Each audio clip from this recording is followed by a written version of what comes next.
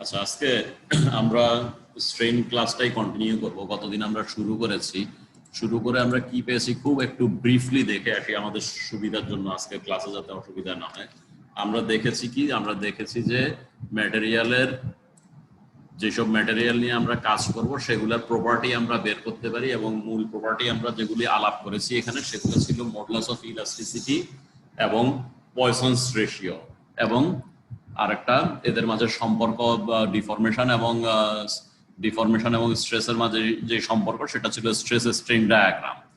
সেখানে আমরা যেটা দেখেছিলাম যে আমাদের কিছু কিছু ম্যাটেরিয়াল আমরা পাবো যেগুলা আমরা আমাদের পরবর্তীতে ডিজাইন পারপাসে ইউজ করব। সেগুলাতে একটা অংশে দেখা যাবে যে স্ট্রেস এবং স্ট্রেইন একটা আরেকটার সাথে লিনিয়ার থাকে একটা সার্টেন রিজিয়ন পর্যন্ত, এবং এই যখন এগুলা একটা আরেকটার সাথে এই ধরনের লিনিয়ার রিলেশনে থাকে, এই রেশিওটাকে বা এই কার্ভের স্লোপটাকে আমরা মডুলাস অফ ইলাস্টিসিটি বলি আর কি। ঠিক আছে, সো এটা আমরা দেখেছিলাম এবং আমরা আলাপ করেছিলাম যে কিভাবে আমরা এটা বের করতে পারবো, টেস্ট করে এটা বের করা যায়, এবং বিভিন্ন ধরনের কেস হতে পারে মডুলাস অফ ইলাস্টিসিটি, সেগুলো আমরা পরবর্তীতে দেখবো। কিন্তু এখানে স্ট্রেস স্ট্রেইন ডায়াগ্রাম কিরকম হতে পারে সেগুলো আলাপ করেছি, এবং স্ট্রেস স্ট্রেইন ডায়াগ্রাম হিসাব করার সময় অ্যাকচুয়াল এরিয়া এবং actual length for calculation of stress or strain use করলে কি রকম হয়, আর ইউজ না করলে গ্রসের উপরে করলে কি রকম হয় সেগুলো আমরা দেখেছি।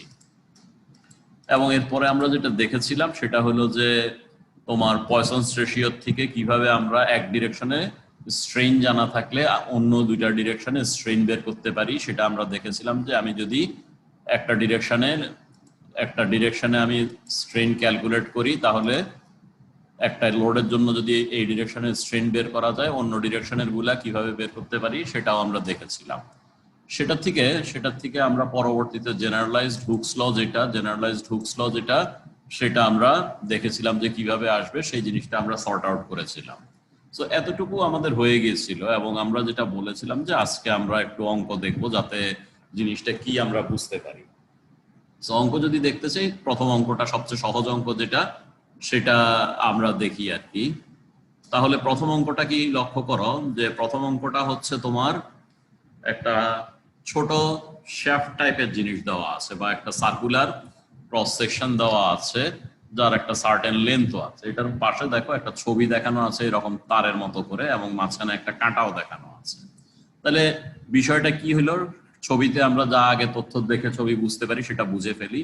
এখানে ডি দেখানো আছে 50 mm, তার মানে এটা এমন একটা বার যেটার ডায়ামিটার সার্কুলার ক্রস সেকশন দেখতে সিলিন্ডারের মতো, যার ডায়ামিটার হচ্ছে 50 mm, এবং এখানে কোনো একটা লেন্থ মার্ক করা আছে 300 mm।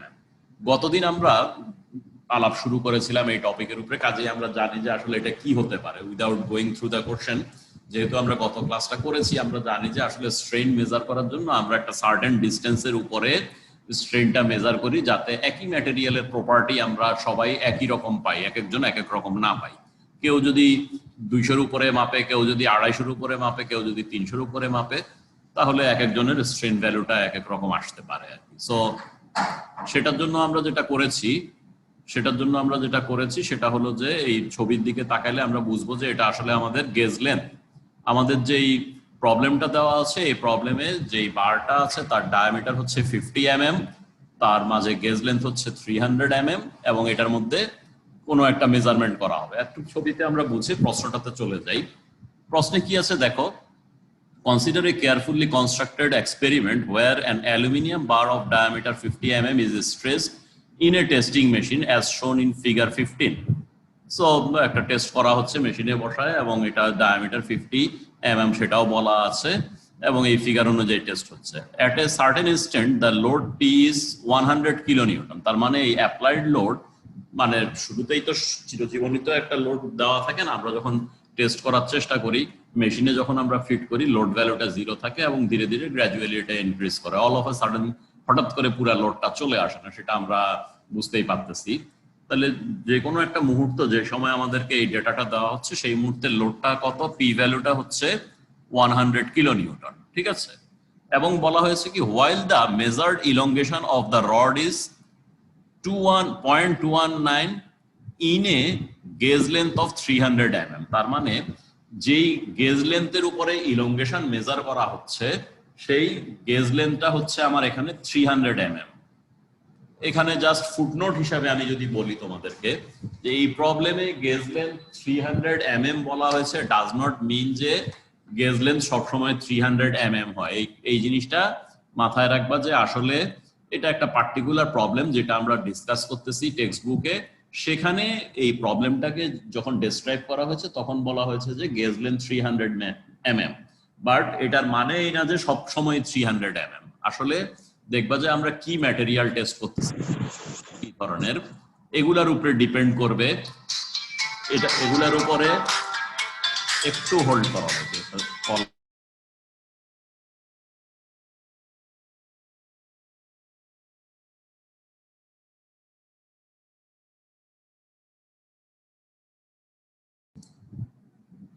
হ্যাঁ, তো যেটা বলতেছিলাম যে এগুলা ডিপেন্ড করবে যে আসলে আমি কি জিনিস টেস্ট করতেছি, স্যাম্পলটার শেপ কি ধরনের। একই ধরনের ম্যাটেরিয়াল হলো ডিপেন্ডিং অন স্যাম্পল এগুলো ডিফারেন্ট হতে পারে। সার্কুলার বার হলে একরকম, তোমার যদি স্টিলের বারই যদি হয় এটা হলো গেজ লেন্থ একরকম হয়, এটা যদি তোমার স্টিলের প্লেট হয় গেজ লেন্থ আরেক রকম হয়, এটা যদি তোমার প্রিস্ট্রেসিং স্ট্রেন্ড হয় তখন গেজ লেন্থ আরেক রকম। এগুলো ডিপেন্ড করে যে তোমার আসলে কোডের উপরে ডিপেন্ড করবে আর কি, এবং স্যাম্পল টাইপের উপরে ডিপেন্ড করবে যে আসলে এটা কি হবে। সো পার্টিকুলার প্রবলেম হলো এটা 300 mm। এখন বলেছি কি দেখো 300 mm এ তার ইলংগেশন হচ্ছে 0.219। ইলংগেশন হওয়ার মানে হলো লম্বা হয়েছে। ডেফিনেটলি আমার পি এর ভ্যালু যেহেতু প্লাস ধরে টান দিয়েছি, এটা ছোট হওয়ার কোনো কারণ নেই, এটা লম্বাই হবে। তাহলে লম্বা যদি হয় তাহলে আমরা বলতে পারি কি লংগিটিউডাল ডিরেকশনে এপসাইলন এল আমাদের স্ট্রেইনের আমরা কিভাবে নোটেশন দিয়েছি, স্ট্রেইনের নোটেশন দিয়েছি হলো তোমার এপসাইলন। তাহলে লংগিটিউডাল ডিরেকশনে যে স্ট্রেইন হবে সেটাকে আমরা কি বলবো, এপসাইলন এল বলবো। ঠিক আছে, এপসাইলন এল বলবো, এপসাইলন এল বলবো, এবং সেই এপসাইলন এল এর ভ্যালু হবে কত, 0.219 ডিভাইড বাই 300। ঠিক আছে, তাহলে তোমার এপসাইলন এল লংগিটিউডাল স্ট্রেইন যেটা সেটা হবে 0.219 বাই 300। তাহলে তোমরা যখন ক্যালকুলেট করবা এটা আসবে এরকম একটা ভ্যালু। ঠিক আছে, সো এটা ক্যালকুলেটরে আমরা মানে এত লেখারও কিছু আসে না, আসলে এটা পরীক্ষায় আসার মতো কোনো প্রবলেমও না, জাস্ট জিনিসটা বোঝানোর জন্য আর কি এটা দেখানো হচ্ছে। তাহলে আমরা দেখতে পাইতেছি যে এই লেন্থে 0.219 হয়েছে, তাহলে 0.219 বাই 300 করলে আমরা লংগিটিউডাল ডিরেকশনে এপসাইলন এল যদি দাও সেটা বের হয়ে গেল। এর বাইরে আর কি বলা আছে দেখো, and the dimension is decreased by 0.01215 mm। ঠিক আছে, তাহলে ডায়ামিটারটা ছিল কত, ডায়ামিটার ছিল 500 এবং এটা বলা হয়েছে ডিক্রিজ করেছে। এটা আমরা জানি যে আসলে গতকাল আমরা যখন পয়সন্স ইফেক্টটা আলাপ করেছিলাম তখন আমরা দেখেছিলাম যে আসলে একটা ম্যাটেরিয়ালের উপরে যখন আমরা লোড অ্যাপ্লাই করি বা একটা ম্যাটেরিয়ালে যখন এনার্জি ডেলিভারি করি শেপ চেঞ্জ হয়। শেপ চেঞ্জ হইলে আসলে একদিকে লম্বা হলে আরেকদিকে নর্মাল কনসেপ্ট অনুযায়ী বা নর্মাল ম্যাটেরিয়ালে ছোট হওয়ার কথা। মানে ইটস ভেরি স্ট্রেঞ্জ হবে যে তুমি চাপ দিছো একটা জিনিস সেটা বড় হয়ে গিয়েছে, বা ধরে টান দিছো এটা ভলিউম বেড়ে গেছে। এটা আনইউজুয়াল ফেনোমেনা আর কি। ঠিক আছে, সো সেটা যদি হয়ে থাকে তাহলে আমার এইদিকে যেহেতু লম্বা হয়েছে ভলিউম যেহেতু বেড়ে যাবে না, কাজে এইদিকে ছোট হওয়ারই কথা লজিক্যালি, এবং সেটাই দেওয়া আছে যে ডিক্রিজ বাই এত। তাহলে এটা কি নেগেটিভ ভ্যালু। তাহলে এইদিকে ডায়ামিটার যদি ডিক্রিজ করে এটা, তাহলে আমার ট্রান্সভার্স ডিরেকশন এটা, তাই না, মেম্বারের লংগিটিউডাল ডিরেকশন হচ্ছে এটা, ট্রান্সভার্স ডিরেকশন হচ্ছে এটা। তাহলে ট্রান্সভার্স ডিরেকশনে রিডাকশন হয়েছে, তাহলে ট্রান্সভার্স স্ট্রেন কত হবে, change in length per unit length যেটা, সেটা যদি আমরা করি এইটা ডিভাইড বাই ডায়ামিটার 50। তাহলে এইটা ডিভাইড বাই 50, দেখো এইটা ডিভাইড বাই 50 এবং নেগেটিভ যেহেতু সে ডিক্রিজড হয়েছে, তাহলে এটা হচ্ছে আমার ট্রান্সভার্স স্ট্রেন। এখন দেখো প্রশ্নে কি বলেছিল, calculate the constant new. Constant new বলা হবে এটারও কোনো কারণ নাই, তোমাকে হয়তো বলা হতো এটা যদি রিয়েলি দেওয়ার মতো প্রবলেম হতো, ডেফিনেটলি এটা দেওয়ার মতো প্রবলেম না, আমি আগেও বলেছি এটা যদি দেওয়ার মতো প্রবলেম হতো তাহলে বলা হতো যে তোমার পয়সন্স রেশিওটা কত এই ম্যাটেরিয়ালের সেটা বের করো।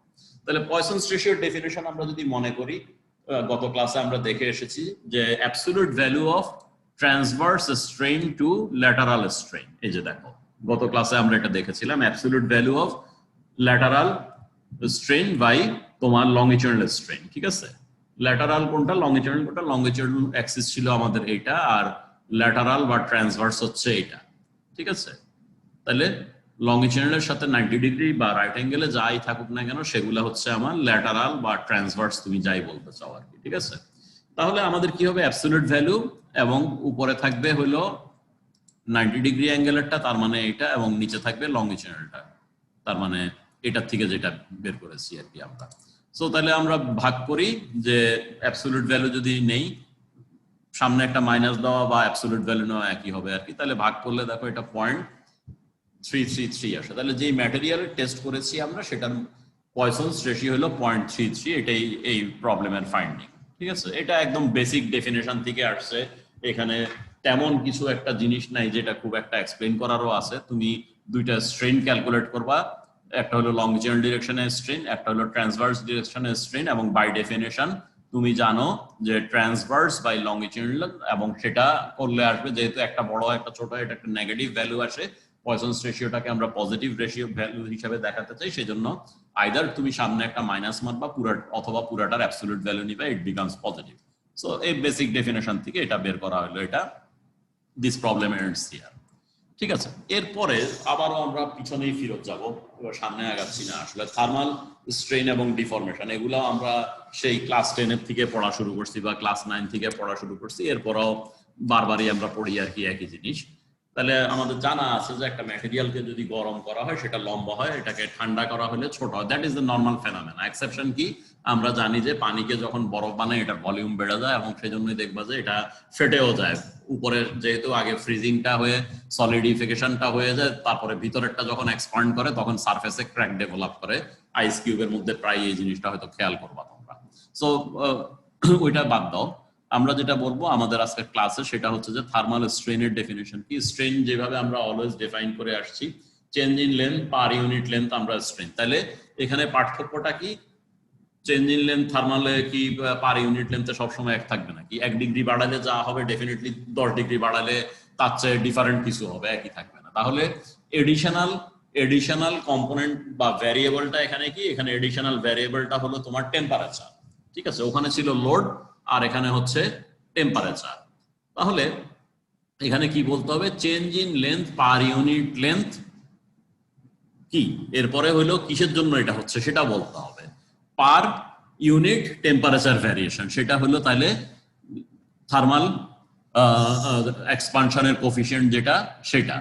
তাহলে তোমার 1 ডিগ্রি সেলসিয়াস হোক ফারেনহাইট হোক, এটা ডেফিনেশন থেকে দেখতে হবে যে কোফিশিয়েন্ট আমরা কিভাবে বলি। 1 ডিগ্রি তাপমাত্রা যদি আমরা ভ্যারি করি তাহলে পার ইউনিট লেন্থে যেই চেঞ্জটা হয় সেটাকে আমরা বলবো coefficient of linear thermal expansion বা আলফা। তাহলে 1 ডিগ্রির জন্য যদি হয় সে ফর এক্সাম্পল আলফা, তাহলে যে কোনো টেম্পারেচার চেঞ্জ করলে আমরা বের করতে পারবো যে থার্মাল স্ট্রেনটা কত, এবং এটাকে অরিজিনাল লেন্থ দিয়ে গুণ করলে আমরা ডিউ টু টেম্পারেচার কত লেন্থ চেঞ্জ হয়েছে বের করতে পারবো। যেহেতু এগুলো আমরা আগেই পড়ে আসছি, এটা মনে হয় না তেমন একটা ডিটেইল ডেসক্রিপশন দেওয়ার মনে আছে। এখানেও সেই আগের মতোই, যে এখানে আমরা আলফা দিয়ে কোফিশিয়েন্ট অফ লিনিয়ার থার্মাল এক্সপানশনকে নোটেশন হিসাবে ইউজ করব আলফাকে, এবং তাহলে ডেলটি যদি মানে 1 ডিগ্রিতে যদি এটা হয় টেম্পারেচার ভ্যারিয়েশন যদি হয় ডেলটি, তাহলে ডেলটি এর জন্য স্ট্রেন ভ্যালু এপসাইলন টি যেটা সেটা হবে আলফা ইনটু ডেলটি, এবং এরপরে যদি তোমার ম্যাটেরিয়াল মেম্বারের লেন্থ দেওয়া থাকে এল, তাহলে change in length total change in length হবে কত, এটা ইনটু এল, বা এখানে এল বসায় দিলে যেটা আসে ডেল এল সমান ওইটা পাওয়া যাবে। সো এটা গেল আমার লিনিয়ার থার্মাল এক্সপানশনের ফলটা। এখন কনস্টিটিউটিভ ল, এই ক্লাসটাও আসলে কিছু এই ধরনের থিওরিটিক্যাল ডিসকাশনের উপরে যাবে, এরপরে আমরা আবার প্রবলেমে চলে যাব আর কি। তো ছোটখাটো কিছু থিওরিটিক্যাল ডিসকাশন আছে যেগুলো তোমার পরবর্তীতে কাজে আসবে বলতে আমি যেটা বুঝাচ্ছি যে ম্যাটেরিয়াল আইডিয়ালাইজেশন করার দরকার হবে পরবর্তীতে আমাদের, যে একটা ম্যাটেরিয়ালকে আমি কিভাবে আমার মডেলে ব্যবহার করব বা যেই কাজ করতে চাচ্ছি অঙ্কের মধ্যে কিভাবে ব্যবহার করব, সেই বেসিক ব্যাকগ্রাউন্ড গুলো আমার থাকতে হবে। সেটা থাকার জন্য দেখো যে আমাদের ম্যাটেরিয়াল কিভাবে বিহেভ করে সেটা দেখলেও আমরা বুঝতে পারি যে একটা রাবারকে ধরে যদি টানতাম কি হয়, এটা টানা লম্বা হয়ে যায়, ঠিক আছে, কোনো রেজিস্ট্যান্সই দেখায় না, ঠিক আছে। তাহলে এটা কি, এটা একটা প্লাস্টিক ম্যাটেরিয়াল যেখানে লোড দেওয়া মাত্র তার এরকম একটা কনস্ট্যান্ট লোডের ডিফরমেশন হতে থাকে। আবার তুমি দেখো যে কিছু ম্যাটেরিয়াল আছে যেগুলো তোমরা ল্যাবে টেস্ট করবা, কিছু ম্যাটেরিয়াল আছে যেগুলা তোমার লোড দিলে প্রথমে সে লিনিয়ার একটা স্ট্রেস স্ট্রেন ডায়াগ্রাম দেখায়, তারপরে হয়তো এরকম ফ্ল্যাট হয়ে যায়, কোনো লোড নেয় না, খালি ইলংগেশন হতে থাকে। তাহলে প্রথম এখানে যেমন পুরাটা শুরুর থেকেই সে প্লাস্টিক, এখানে কি হয় প্রথম দিকে সে একটা ইলাস্টিক বিহেভিয়ার দেখায়। ইলাস্টিসিটির কথা আমাদের গতদিনই আমরা ডিসকাস করেছিলাম, বা আমরা আগেও জানি যে ইলাস্টিসিটি জিনিসটা ছিল কি, আপন removal of load original shape Regain করার যে ক্যাপাসিটি, সেটা হলো ইলাস্টিসিটি। সো এখান থেকে যখন আমরা লোড রিমুভ করি এটা ফেরত আসে অরিজিনাল লাইনে। বাট প্লাস্টিক যখন হয়ে যায় তখন কি হয়, এটাকে যদি আমি এইভাবে নিয়ে যাই তারপরে যদি আনলোড করি, তাহলে সে অরিজিনাল লাইনের বা অরিজিনাল স্ট্রেস স্ট্রেন ডায়াগ্রাম যেটা দিয়ে আমি ইলাস্টিক বিহেভিয়ার দিয়ে উঠেছিলাম, সেই ইলাস্টিক লাইনটার প্যারালাল লাইন হিসাবে ফেরত আসে। সো আপন রিমুভাল এই জায়গায় সে এখানে ফেরত আসে এবং এটা তার পার্মানেন্ট একটা ডিফরমেশন হয়ে যায়, ঠিক আছে। আর এখান থেকে যদি আমি লোড রিমুভ করি কি হয়, এটা অরিজিনাল লোডিং পাথ যে ছিল এটার প্যারালাল ফেরত আসে, এইটুকু তার পার্মানেন্ট ডিফরমেশন হয়ে যায়। তাহলে কিছু ম্যাটেরিয়াল হতে পারে যে একদম শুরুর থেকেই প্লাস্টিক, কিছু ম্যাটেরিয়াল হতে পারে ইলাস্টিক দেন প্লাস্টিক, কিছু ম্যাটেরিয়াল হয়তো আবার স্ট্রেন হার্ডেনিং দেখাতে পারে। স্ট্রেন হার্ডেনিং যদি আমার মনে না থাকে আজকে, তাহলে আমরা আবার একটু দেখে আসি। স্ট্রেন হার্ডেনিং কি ছিল, কি লিনিয়ার ইলাস্টিক যাওয়ার পরে ইল্ড শুরু হয়েছিল, তারপরে হঠাৎ মনে হলো যে না এতো আবার লোড নেওয়া শুরু করছে। এই জায়গাটাকে আমরা নাম দিয়েছিলাম গতকাল স্ট্রেন হার্ডেনিং রিজিয়ন, ঠিক আছে। তাহলে কিছু কিছু ম্যাটেরিয়ালের ক্ষেত্রে এই ব্যবহারটাও আমরা দেখতে পাই, নট দ্যাট যে সবগুলাতেই দেখতে পাবো। কিছু কিছু ম্যাটেরিয়াল এই ধরনের বিহেভিয়ার আছে, তাহলে সেটাও আমাদের কনসিডারেশনে আমরা নিতে পারি। তাহলে এটা হলো কি ইলাস্টিক দেন লিনিয়ার হার্ডেনিং ম্যাটেরিয়াল, ঠিক আছে। কোথায় কাজে আসবে এখন আমরা যখন অঙ্ক করব প্লাস্টিক ম্যাটেরিয়ালের জন্য, তাহলে ইকুয়েশন একরকম হয়ে যাবে। লিনিয়ার ইলাস্টিক ম্যাটেরিয়ালের জন্য একরকম ইকুয়েশন হবে, ইলাস্টিক প্লাস্টিকের জন্য একরকম হবে, এটাও আরেক ধরনের হবে। এটাতে কি হবে, তুমি যখন অফলোড করো বা আনলোড করো তখন এই লাইনের প্যারালাল সে ফেরত আসবে এবং এইটুকু হচ্ছে তার পার্মানেন্ট ডিফরমেশন। বাট এই রিজিয়নে যদি আনলোড করো এই জায়গায় আসার পরে এই লাইন বরাবর ফেরত আসবে, কোনো পুরাপুরি ইলাস্টিক পাতে সে ফেরত আসবে, কোনো পার্মানেন্ট ডিফরমেশন থাকবে না, বা অরিজিনাল শেপ সে রিগেইন করবে আর কি, ঠিক আছে। এখন এগুলা ডিফারেন্ট কাজে ইউজ হবে, যে আন্ডার গ্রাজুয়েট লেভেলে আমরা দেখবা যে ফোর্থ ইয়ারে গেলে বোধহয় অঙ্ক করার সময় একবার ইউজ হবে, আর পরবর্তীতে যারা আরো হায়ার এডুকেশনে যাবা, যারা তোমার ফাইনাইট এলিমেন্ট সফটওয়্যার করে ডিফারেন্ট টাইপ অফ জিনিস মডেল করার চেষ্টা করবা, তাদেরকে রিয়েল বিহেভিয়ারটা পাওয়ার জন্য এক্সাক্ট স্ট্রেস স্ট্রেন ডায়াগ্রামটা ইনপুট দিতে হয়। এক্সাক্ট স্ট্রেস স্ট্রেন ডায়াগ্রাম মানে বেসিক্যালি যেটা আসলে তোমার ডিফরমেশন এবং লোডের যে রেসপন্স ম্যাটেরিয়ালের সেটা ইনপুট দিতে হয়। সো যারা কি লেভেলে তুমি কাজ করবা পরবর্তীতে সেটার উপরে ডিপেন্ড করে, যার বেশি প্রিসাইজ রেজাল্ট দরকার সে হয়তো এই পুরা এই কার্ভটারেই মাল্টিপল পয়েন্ট ডেটা দিয়ে ইনপুট করে দিতে পারে। ডিপেন্ডস যে আসলে কে কি ধরনের কাজ করতেছে তার উপরে ডিপেন্ড করবে আর কি।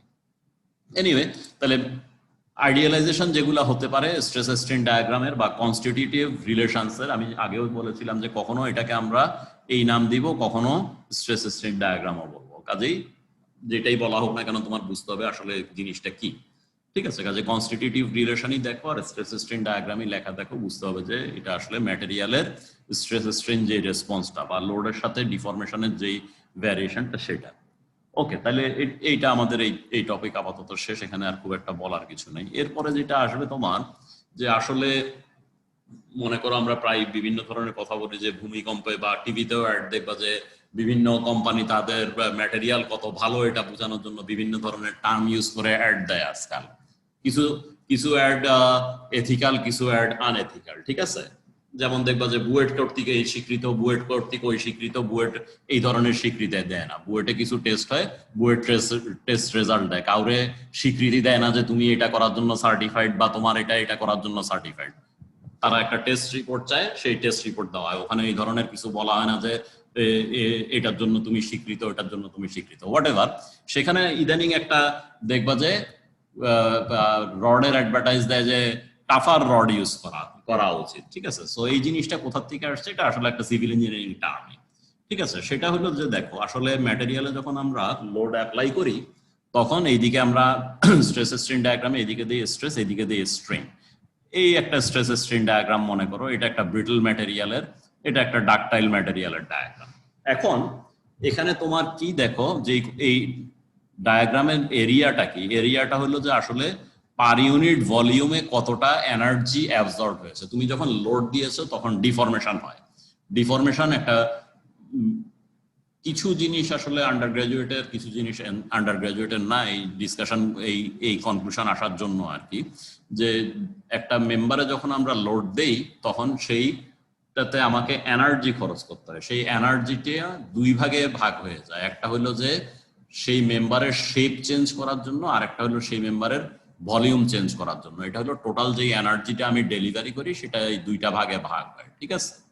তাইলে দেখো সেই এনার্জি যেটা আমরা ডেলিভারি করি তোমার পার ইউনিট ভলিউমে, যেটা আমি এখান থেকে বের করতে ফেলতে পারি যে delivered energy is equal two absorbed energy, ঠিক আছে।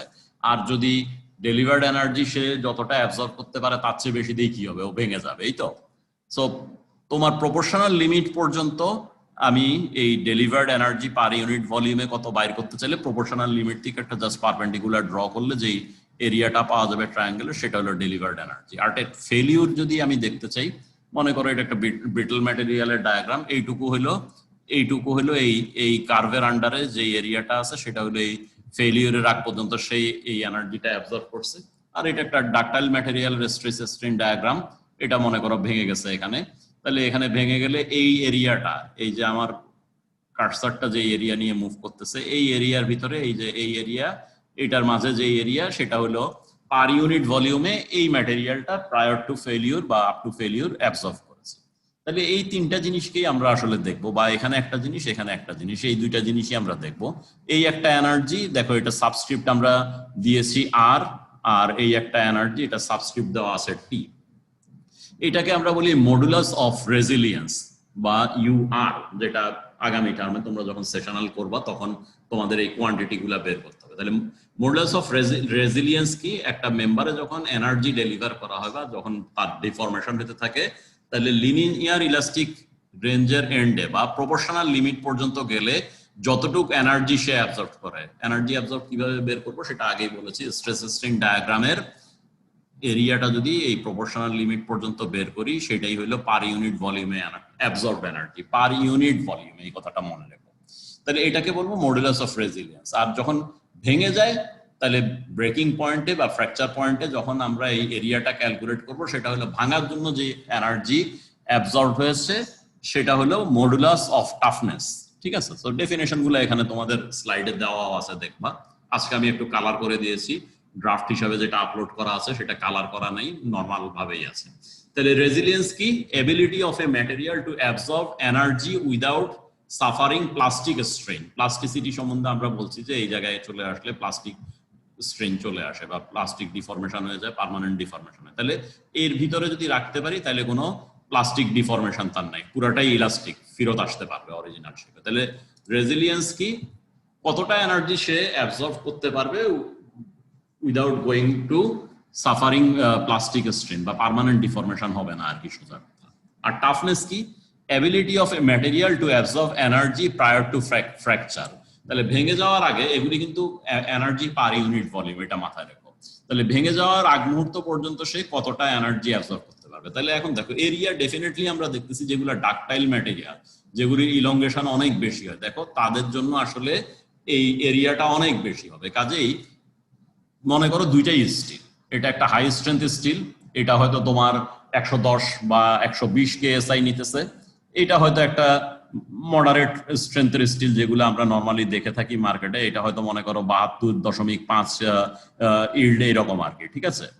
তো 110-এর চেয়ে 72.5 হয়তো অ্যাপারেন্টলি মনে হতে অনেক কম, কিন্তু তুমি যদি তার এরিয়াটা খেয়াল করো, আসলে এই 110-এরটার চেয়ে 72-এরটা অনেক বেশি এনার্জি অ্যাবজর্ব করবে। সো বেনিফিটটা কোথায়, আমার ডিজাইনে কিন্তু আমি এই এনার্জিটারে অন্যভাবে চিন্তা করব, যে যখন আমার সাইসমিক অ্যাক্টিভিটি হয় তখন অল অফ এ সাডেন কিছু ব্যাপার ঘটতে থাকে, তখন মানুষ মারা যাওয়া এবং স্ট্রাকচারের ক্র্যাকিং হওয়ার মাঝে আমরা একটা কম্প্রোমাইজ করি, যে মানুষকে আমি বাঁচাইতে চাই, structure may get some damages, ঠিক আছে, কিন্তু মানুষ বাঁচতে চায়। তাহলে তুমি দেখবা অনেক ক্র্যাক হয়ে গেছে, এই হয়েছে সেই হয়েছে, বাট ইভেন দো মানুষ এই বিল্ডিং থেকে চলে আসতে পারবে এবং তারা মারা যাবে না, তাদের সেফটি এনশিওর করা যাবে। সেই জন্যই আসলে আমরা যখন বিল্ডিং ডিজাইন করার চেষ্টা করি, ডাকটাইল ম্যাটেরিয়াল ইউজ করব, নট ব্রিটল ম্যাটেরিয়াল, যাতে তোমার এই ধরনের ইভেন্টে আমার ডিজাইনটা এমন হয় যে সে এনার্জি অ্যাবজর্ব করবে প্রচুর, এবং যেহেতু সে এইরকম একটা রিজিয়নে চলে আসছে, ডেফিনেটলি তার মাঝে আমি এরপরে ভিজিবল ক্র্যাকও দেখতে পাবো। কিন্তু ইভেন আমার মানে যেই মানুষ আছে তারা সেফ থাকবে। ওয়ারেজ আমি যদি এটা ধরে ডিজাইন করি, দেখা যাবে যে হঠাৎ করে এটা ব্রিটল ফেলিউর, তোমরা বুঝতেই পারো যে চক ধরে টান দিলে ঠাস করে যেরকম ভেঙে যায় ওই ধরনের একটা ফেলিউর হবে, এবং they may not get sufficient time to escape আর কি। সো নর্মালি আমরা এই এনার্জি অ্যাবজর্বটা দেখার চেষ্টা করব ডিজাইনের সময়। সেই জন্যই দেখবো যে আজকাল অ্যাডের মধ্যে এই কথাটা খুব ইউজ করার চেষ্টা করে যে টাফার স্টিল এটা দিয়ে ইয়ে করো, বিল্ডিং বানাও। ওইটার একটা লজিক হলো এটা আর কি। সো ডেফিনেটলি এটা আমাদের দেখার মতো জিনিস আছে।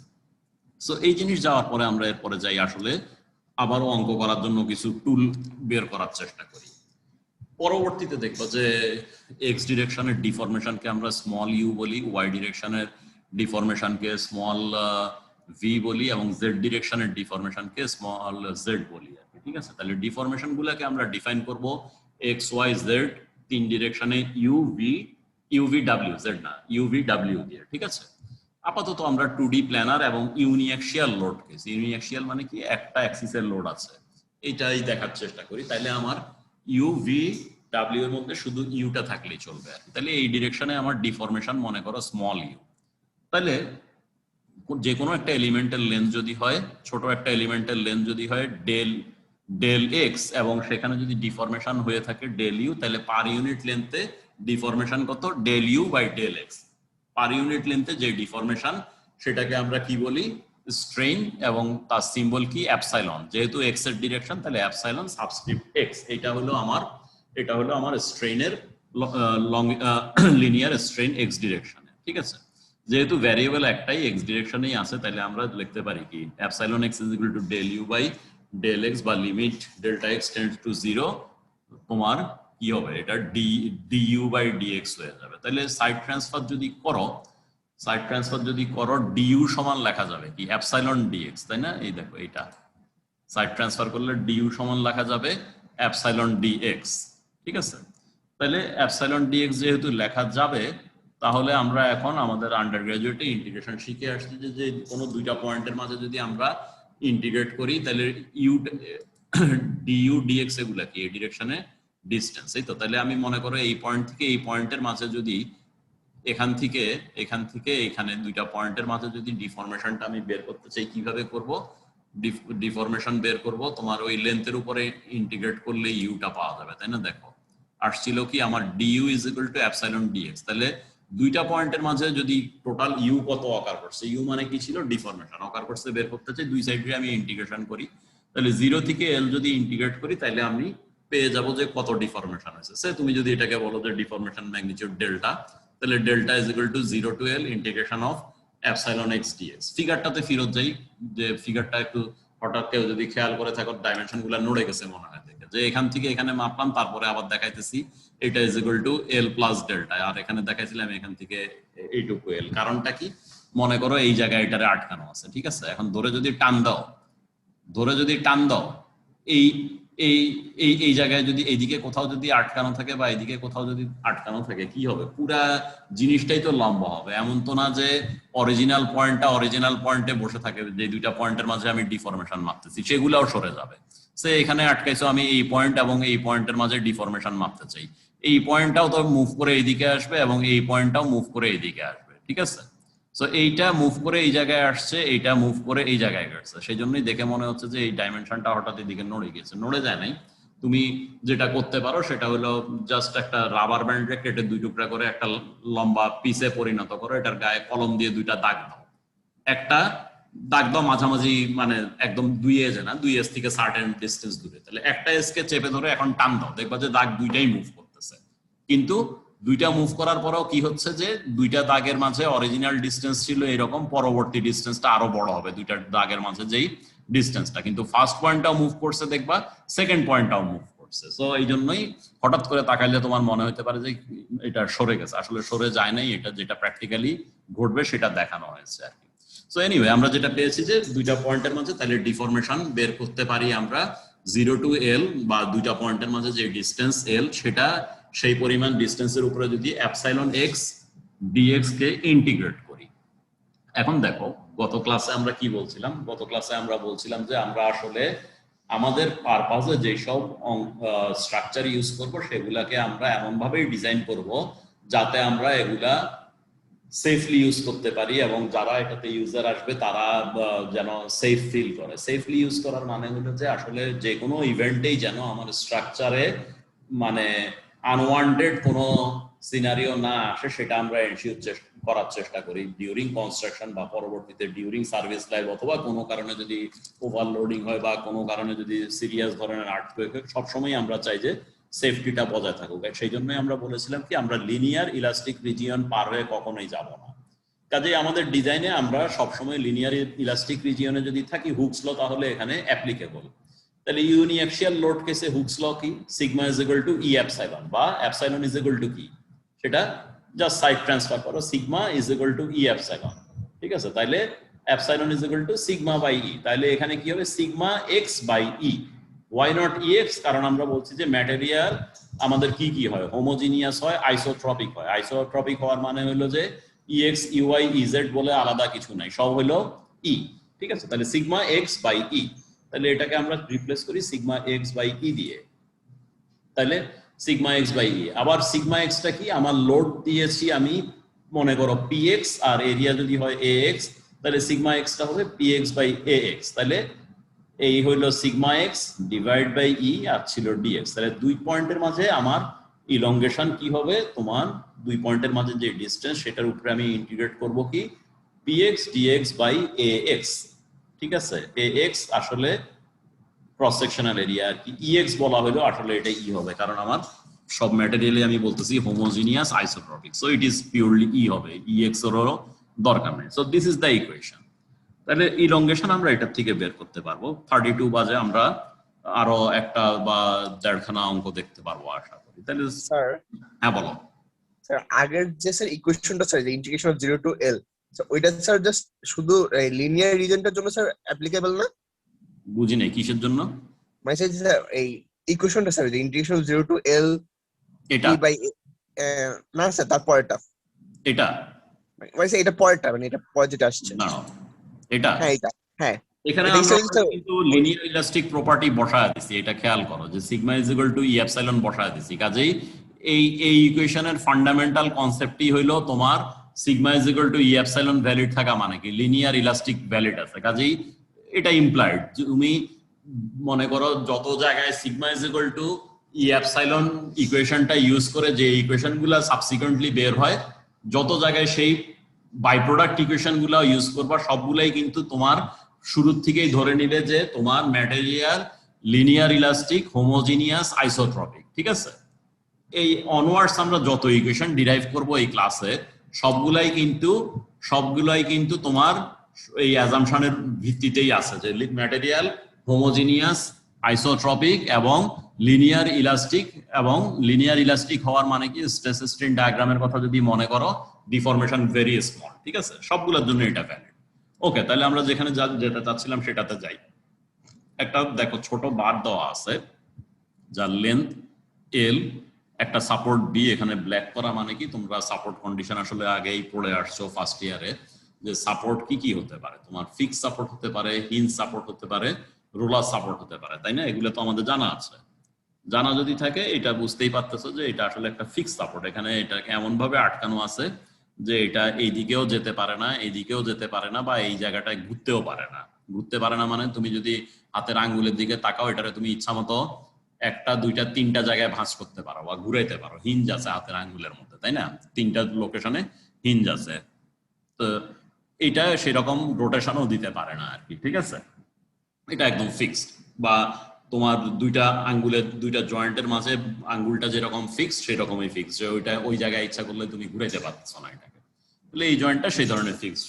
এখন কি ঘটছে দেখো, consider bar B C of constant cross sectional area A, তার মানে এটার এই জায়গায় যদি কাটি এরিয়া এ, এই জায়গায়ও যদি কাটি এরিয়া এ, এই জায়গায়, তার মানে একটা ইউনিফর্ম সেকশন আর কি। সে ফর এক্সাম্পল তোমার স্কেলটাকে যদি কাটো, তুমি যে জায়গায় কাটো না কেন পারপেন্ডিকুলার কাট নিলে, এটা যদি মনে করো স্কেলের সাইড থেকে দেখছো, এইভাবে পারপেন্ডিকুলার কাট নিলে যেখানেই কাটো ক্রস সেকশনাল এরিয়া এক, এই ধরনের একটা ইউনিফর্ম সেকশন আর কি, নন ইউনিফর্ম কোনো সেকশন এটা না।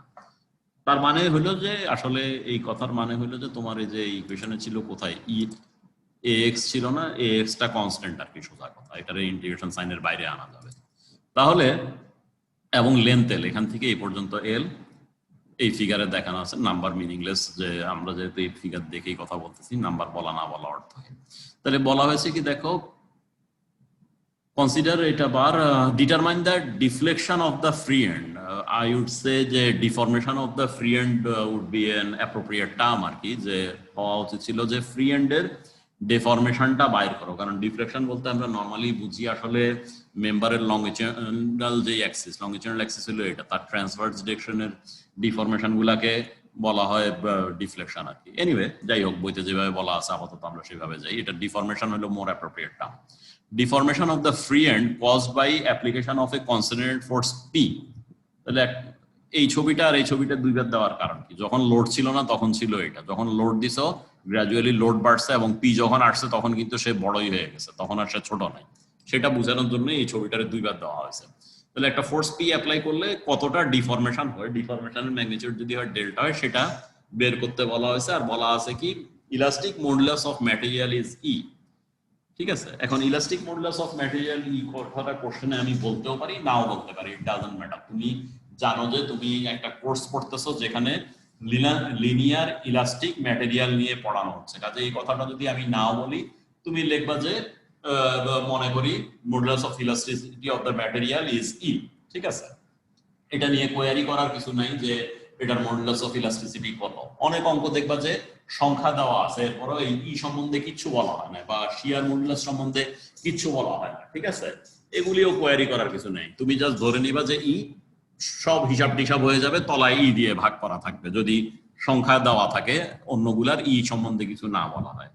সো এখানে যেটা বলা আছে যে পি লোড দেওয়া হয়েছে, মডুলাস অফ ইলাস্টিসিটি ই, এখন এটার ফ্রি এন্ডের ডিফরমেশন কত সেটা বাইর করতে হবে। তাহলে আমাদের ইকুয়েশন, বেসিক ইকুয়েশন যেটা আমরা এটা সবসময় মনে রাখবো, ইকুয়েশন হলো যে পি এল বাই এ ই, তার ইকুয়েশনটা আর কি, delta is equal to integration of 0 to L P d x by A E. তাহলে আমার কি যে পিএক্স মানেটা কি? পিএক্স মানে হলো যে এর আগে কি হয়েছিল, যেখানে আমরা কাটছিলাম সেখানে ফোর্স ছিল পি। তাহলে এই ছবিটা আমাদের পার্টিকুলার প্রবলেমে আমরা যে কোনো র্যান্ডম জায়গায় কাটি, এখান থেকে এক্স দূরে, এই সাপোর্ট থেকে এক্স দূরে একটা র্যান্ডম জায়গায় এক্স এর মান যেখানে 0 টু এল হইতে পারে কেটে ফেলে এটার ফ্রি বডি আঁকি।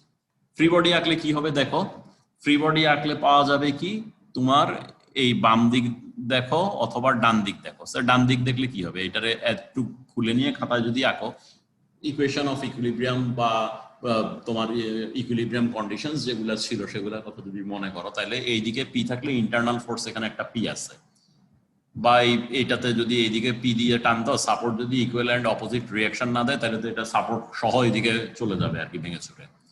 তাহলে এখানে একটা পি আছে, তাহলে ফ্রি বডির যে সাইডই দেখো না কেন, লেফট সাইড দেখলে এখানে সাপোর্ট একটা পি থাকলে এখানে একটা ইন্টারনাল ফোর্স পি আছে ডান দিকে। আর যদি তুমি রাইট সাইডটা দেখো, এইদিকে যেহেতু পি আছে, তাহলে ইন্টারনাল ফোর্স রাইট সাইডের উপরে বাম দিকে পি আছে, এবং বাম দিক ডান দিক জোড়া দেওয়ার পরে আবার এই ফিগারে ফেরত আসে, ইন্টারনাল ফোর্স লেফট সাইডের উপরে এইদিকে পি, রাইট সাইডের উপরে টুয়ার্ডস দ্য লেফট পি, জোড়া দেওয়ার পরে একটা আরেকটাকে ব্যালেন্স করে এরকম ফিগার চলে আসে আর কি, কোনো কিছু নেই। তাহলে এখান থেকে যদি আবার ছোট একটা পার্ট কাটো যেটার ডাইমেনশন হলো ডিএক্স, তাহলে এখানে পি হইলে again summation of F x is equal two এর জন্য এটাও পি আর কি।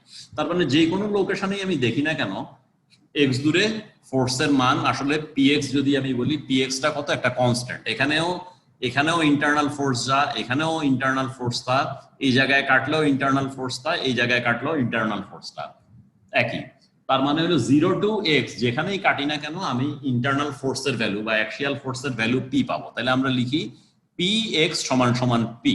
ঠিক আছে, তাহলে আর দেওয়া আছে কি যে ক্রস সেকশনাল এরিয়া এ এক্স সমান সমান এ।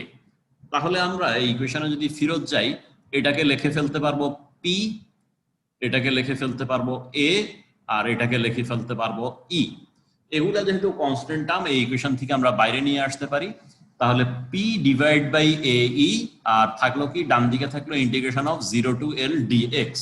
ঠিক আছে, তাহলে এই ছবিতে আবার ফেরত আসো, 0 টু এল ডিএক্স তুমি ইন্টিগ্রেট করলে কি হবে, এক্স আসবে যেটা লিমিট হলো 0 টু এল, তার মানে ইন্টিগ্রেশন ভ্যালুটা আসবে কত, এল। তাহলে আসলো কি, আবার খেয়াল করো আমরা বাইরে নিয়ে গেছি পি, বাইরে নিয়ে গেছি এ, বাইরে নিয়ে গেছি ই, ইন্টিগ্রেশন অফ ডিএক্স 0 টু এল। তাহলে ইন্টিগ্রেশন অফ ডিএক্স করলে আসে কি এক্স, আর যেহেতু লিমিট 0 টু এল তাহলে ব্র্যাকেট দিয়ে লোয়ার লিমিট হলো 0, আপার লিমিট হলো এল, তার মানে এটা কি এক্স এর লোয়ার লিমিট 0, আপার লিমিট এল, তার মানে এটা এল মাইনাস 0 সমান সমান এল। তাহলে P by A E into L এটা হলো আমার ডিফ্লেকশন ভ্যালু বা ফ্রি এন্ডেড ডিফরমেশন, যেটা ফ্রি এন্ডেড ডিফরমেশন যেটা সেটা আমরা এই যে ক্যালকুলেট করে যে দেখো যেটা মুখে আমি বললাম সেই জিনিসটাই এখানে দেখানো আছে PL বাই AE। তাহলে প্রশ্নে আমার জানতে চাওয়া হয়েছিল যে ডিফ্লেকশন কত হবে, যদি আমি বলতেছি ডিফ্লেকশন না বলে ডিফরমেশন বলা উচিত, হোয়াটএভার, বইতে যেহেতু ডিফ্লেকশন বলছে আপাতত আমিও বলতে থাকি ডিফ্লেকশন।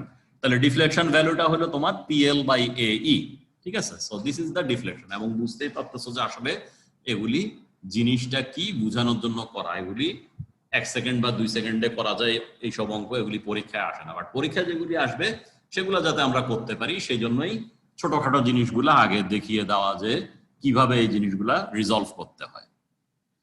আচ্ছা, আরেকটা জিনিস আমাদের জানতে হবে, সেটা হলো যে একটা টার্ম যে তোমার স্টিফনেস বলে একটা টার্ম পাবো আমরা প্রায়। স্টিফনেস একটু কাগজ কলম নাও, লিখে রাখো। স্টিফনেস কি? স্টিফনেস হলো যে তোমার ইউনিট ডিফরমেশনের জন্য, লেখো ইউনিট ডিফরমেশনের জন্য যে লোড লাগে সেটাকে স্টিফনেস বলা হয়। Unit deformation, load required for unit deformation is called stiffness, ঠিক আছে?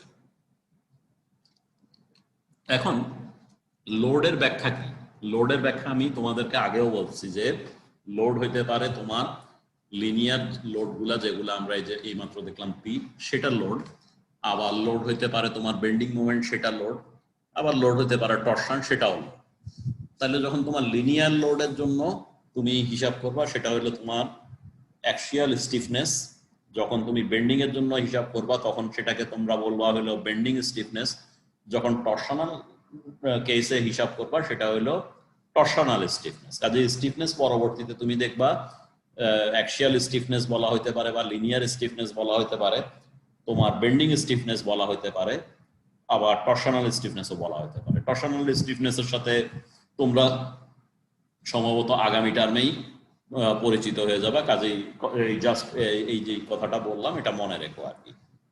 তাহলে জেনারেল ফরম্যাটে বললে হলো যে ইউনিট ডিফরমেশনের জন্য যে লোড রিকোয়ার্ড সেটাই হলো স্টিফনেস। তাহলে এখন তোমাকে যদি বলা হয় যে প্রবলেমটা আমরা দেখলাম, প্রবলেমটা ছিল কি? প্রবলেমটা ছিল তোমার এইটা, এই মেম্বারের অ্যাক্সিয়াল স্টিফনেস কত বের করো। তাহলে আমরা জাস্ট ডেফিনেশনটা যদি আবার একটু মনে করি যে ইউনিট ডিফরমেশনের জন্য যে লোড লাগে, ঠিক আছে? তাহলে ডেল্টা ডিফরমেশনের জন্য কি লোড লাগছিল সেটা আমাদের জানা আছে, ঠিক আছে? তাহলে ইউনিট ডিফরমেশনের জন্য কত লোড লাগে সেটা আমরা বের করতেই পারি, পি ডিভাইড বাই ডেল্টা, তাই না? ডেল্টা ডিফরমেশন হয়েছে, লোড লাগছে পি, তাহলে ইউনিট ডিফরমেশনের লোড লাগবে কত? P divide by delta. এই ছবি তো তাই বলে নাকি? ঠিক আছে না? জি স্যার। পি বাই ডেল্টা হলো আমাদের অ্যাক্সিয়াল স্টিফনেস। আমি যদি বলি কে, ঠিক আছে, স্টিফনেসকে নরমালি আমরা কে কে সিম্বলটা ইউজ করব, ঠিক আছে? তাহলে কে হইলো তোমার পি বাই ডেল্টা, ঠিক আছে, পি বাই ডেল্টা। তাহলে অলরেডি আমি জানি যে ডেল্টার ভ্যালুটা কত, ডেল্টা ইজ ইকুয়াল টু ছিল কি পিএল বাই এই। তাহলে এই উপরে উঠে যাবে, নিচে পিএল থাকবে, উপরের পি এর সাথে নিচের পি কাটা যাবে, তাহলে কি এই বাই এল আসে এখানে বসাইলে, তাই না? ঠিক আছে। ডেল্টা সমান আমরা পাইলাম কি একটু আগে? ডেল্টা সমান আমরা হিসাব করে পাইলাম গেল এটা পিএল বাই এই। তাহলে পি বাই ডেল্টা কত? পি বাই ডেল্টা হবে এই ওভার এল। এই সাইড ট্রান্সফার করে দেখো না, পি বাই ডেল্টা সমান হলো এই ডিভাইড বাই এল, ঠিক আছে? তাইলে এই মেম্বারের অ্যাক্সিয়াল স্টিফনেস কত হবে? এই বাই এল হবে এই মেম্বারের অ্যাক্সিয়াল স্টিফনেস। কাজে এটা পরবর্তীতে আমরা মনে রাখবো, অ্যাক্সিয়ালি লোডেড মেম্বারের জন্য স্টিফনেস আসলে এই ওভার এল, সেটা যেই মেম্বারই হোক না কেন। এখন কালকে ক্লাসে আসার আগে ছোট একটা কাজ তোমাদের করতে হবে, আমি বলে দিই কিভাবে করে আসবা। সেটা হলো যে এই প্রবলেমটা দেখো, প্রবলেম নাম্বার 3, অনেকগুলো ডাইমেনশন দেওয়া আছে, মোটা তাজা অনেক কিছু জিনিস দেওয়া আছে। তাহলে জিনিসটা কি আমরা বুঝি যে একটা স্ট্রাকচার আছে যার এখান থেকে এই পর্যন্ত আছে 2000 mm লেন্থ, এখান থেকে এই পর্যন্ত আছে 1000 mm লেন্থ, এখান থেকে এই পর্যন্ত আছে 1500 mm লেন্থ। এখানে খেয়াল করো যে এই ডাইমেনশন গুলি কিছু হয়তো বলা নাই, এমনও হইতে পারে এখানে যেরকম mm বলা আছে কখনো কখনো দেখবা যে এই mm ও বলা নাই, 2000, 1000, 1500 লেখা আছে। তখন তোমার দেখেই বুঝতে হবে যখন এইরকম বলা থাকে তখন এগুলি মাস্ট বি ইন মিলিমিটার। আমরা এমন কোনো বিল্ডিং টিল্ডিং বা মেম্বার ডিজাইন করার চেষ্টা করবো না যেটা 2000 ফুট লম্বা বা 2000 মিটার লম্বা, ঠিক আছে? সেটা ভেরি এক্সেপশনাল কেস। কাজেই আমরা নর্মাল জিনিস নিয়েই কাজ করি যেহেতু, কাজে এটা বুঝতে হবে আসলে এটা 2000 mm, যদি এই mm-টা এখানে নাও থাকে। ওকে, এর বাইরে কি বলা আছে দেখো, এর বাইরে দেখো এখানে দেখা আছে P1, P2, P3, P4 এগুলার ভ্যালু দেওয়া আছে। দেখো যে P1 = 100, P3 300, P2 250 এবং P4 50 কিলোনিউটন। সো এই লোডগুলার ভ্যালুও দেওয়া আছে। আবার বলা আছে কি respective area of bar segments OB, BC, CD, OB, BC, CD কত 1000, 2000, 1000 মিলিমিটার স্কয়ার। তার মানে এই বারগুলার লেন্থগুলা দেওয়া আছে, তিন রকমের বার একসাথে জোড়া দেওয়া আছে এবং এগুলার ক্রস সেকশনাল এরিয়াও দেওয়া আছে, ঠিক আছে? এখন কি বলছে, determine the relative displacement of point D from O, ঠিক আছে? যদি কি হয়েছে এই লোডগুলা P1, P2, P3, P4 load apply করা হয়েছে তাহলে রিলেটিভ ডিফ্লেকশন কত হবে। তাহলে দেখো আবারও আমরা ক্লাসের শুরুতে মনে মনে যে একটা রাবার ব্যান্ড কেটে ফেললাম সেটাতে ফেরত চাই। সেই রাবার ব্যান্ডটারে আরেকবার আমরা কাটি, ঠিক আছে? রাবার ব্যান্ডটারে আরেকবার কেটে এটাকে মনে মনে লম্বা করে ফেলি। বহু প্রবলেমই আমরা যদি মনে মনে এইভাবে চিন্তা করি সলিউশন বিকামস ভেরি ইজিয়ার। সেই রাবার ব্যান্ডটা তুমি মনে করো আমরা যদি আঁকি, মনে করো রাবার ব্যান্ডটারে কেটে আমি লম্বা করে এইরকম একটা সেগমেন্ট করছি, ঠিক আছে? যেটা করো সেটা হলো যে এখন এটার মধ্যে তুমি মনে মনে আবার কিছু দাগ দেওয়া শুরু করো। তুমি এইখানে একটা দাগ দাও, এইখানে একটা দাগ দাও, এইখানে একটা দাগ দাও এবং এইখানে একটা দাগ দাও। দাগ দেওয়ার পরে তুমি এই রাবার ব্যান্ডের দুই মাথায় ধরে টান দাও, ঠিক আছে? টান দিলে কি হবে, এই জায়গায় আটকায় রাখো বা টেবিলের উপরে এটারে আঙ্গুল দিয়ে চেপে ধরে রাখো, আর আরেক হাত দিয়ে এটাকে ধরে টান দাও। দেখবা যে এই পয়েন্টটা সরে গেছে, এই পয়েন্টটা সরে গেছে, এই পয়েন্টটা সরে গেছে, এই পয়েন্টটা সরে গেছে। সরে যাওয়ার পরে তুমি ফাইনালি আবার একটা শেপ দেখতে পাবা। এখন তোমার কোশ্চেন করছে যে এই পয়েন্ট এবং এই পয়েন্টের রিলেটিভ ডিফরমেশন কি। তুমি খেয়াল করে দেখো লম্বা হওয়ার পরে কি হয়েছে। আমি যদি অরিজিনাল এইটার ডিফরমেশন বাইর করি, অরিজিনাল এটার ডিফরমেশন বাইর করি, অরিজিনাল এইটুকুর ডিফরমেশন বাইর করি, সেটাই কি আলটিমেটলি আমার দিবে না যে ফাইনাল এই পয়েন্ট আর এই পয়েন্টের মাঝে ডিস্টেন্স কত? খেয়াল করছো জিনিসটা কি বলছি? এইটুকু এই পয়েন্টটা এখানে আটকায় ধরে এটাকে টান দিছি, ঠিক আছে? সবগুলা পয়েন্ট সরে গেছে। এখন সেই রাবার ব্যান্ডটাকে একই পরিমাণ ফোর্স দিয়ে আবার টান দাও, এখানে আটকায় ধরে। দেখবে যে আগের কেসে তুমি যদি একটা স্কেলের পাশে ধরে টান দাও এবং সিমিলার অ্যামাউন্ট অফ টান দিতে পারো, তাহলে যেটা দেখতে পাবা যে প্রথম কেসে এই দুইটা পয়েন্টের মাঝে যে ডিস্টেন্স হয়েছিল এখানে চেপে ধরাতে, এখানে চেপে ধরাতেও এই দুইটা পয়েন্টের মাঝে সেই একই ডিস্টেন্স হবে। তার মানে কি আমি যদি এই পয়েন্ট থেকে এই পয়েন্টের রিলেটিভ ডিফরমেশনটা বাইর করতে পারি, সেটাকে একটা কোয়ান্টিটি হিসাবে রাখি, এই পয়েন্ট থেকে এই পয়েন্টের রিলেটিভ ডিফরমেশনকে বাইর করে সেটা একটা কোয়ান্টিটি হিসাবে রেখে দেই, এই পয়েন্ট থেকে এই পয়েন্টের রিলেটিভ ডিফরমেশনকে বাইর করে একটা কোয়ান্টিটি হিসাবে রেখে দেই, তারপরে প্রথম কোয়ান্টিটি যোগ দ্বিতীয় কোয়ান্টিটি যোগ তৃতীয় কোয়ান্টিটি বাইর করি, তাইলেই এই পয়েন্ট থেকে এই পয়েন্টের রিলেটিভ ডিফরমেশনটা পাওয়া যাবে, তাই না? এটা যদি বোঝা যায় তাহলে এগুলি কেমনে বাইর করব? প্রতিটার জন্যই PL/এই, এটার জন্য PL/এই, এটার জন্য PL/এই, এটার জন্য PL/এই, তিনটার PL/এই বের করব, তিনটা যোগ করে দিব, দেন সেটাই হবে আমার এই দুইটা পয়েন্টের মাঝে রিলেটিভ ডিফরমেশন। জাস্ট প্রিলিমিনারি এই কাজগুলো একটু করে এসো, আগামী কালকের ক্লাসে আমরা এটা কন্টিনিউ করব এবং যদি তোমরা একটু দেখে আসো এটা খুব ইজিলি করা যাবে আর কি, সহজেই বোঝা যাবে এবং আমরা আমাদের প্রোগ্রেস মেইনটেইন করতে পারবো আর কি। ঠিক আছে, তাহলে আজকে যেহেতু টাইম শেষ হয়ে গিয়েছে আজকে আমরা ক্লাসটা ক্লোজ করলাম এবং আগের মতোই এগুলি আপলোড করে দেওয়া হবে video. Okay, thank you all.